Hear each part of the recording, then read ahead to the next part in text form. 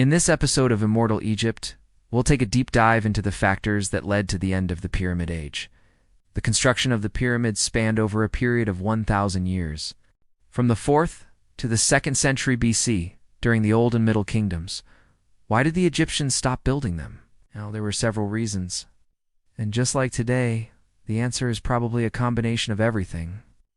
But we can point to some things that probably played a bigger role than others. See, when a new pharaoh took the throne, their name was usually inscribed on the pyramid instead of the previous pharaoh's name. For example, when King Khufu died, his son, Pharaoh Kafir, took the throne and built his own pyramid next to his father's. However, when Kafir died, his son, Menkaure, took the throne and built his pyramid farther down the Giza Plateau. This practice continued until the 5th dynasty, after which the tradition of naming pyramids after pharaohs was abandoned. But it wasn't just about the pharaohs. Sometimes the reason for building a pyramid was to commemorate a significant event, such as the unification of Upper and Lower Egypt. But once that happened, there was no need to keep building pyramids. When Egypt was ruled by a foreign power, or went through a period of instability, the construction of pyramids stopped. For example, during the New Kingdom, when Egypt was ruled by foreign powers, the construction of pyramids was halted. It wasn't until Egypt regained its independence that the pyramid building began again.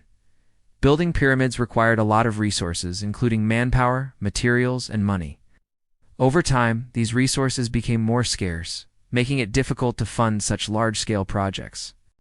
In addition to that, the pyramids demanded a lot of labor, and the ancient Egyptians had to figure out how to manage their workforce.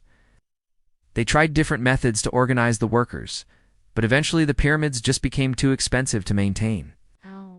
The construction of the pyramids required a lot of stone and wood, which had an impact on the local environment. In addition to that, the pyramids were built along the Nile River, which was subject to flooding.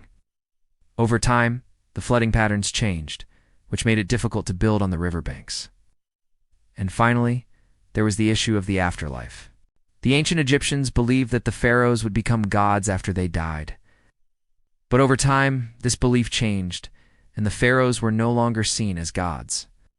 As a result, the construction of large tombs was no longer necessary, and in the case of the pyramids, it was due to a combination of political, economic, environmental, and religious factors.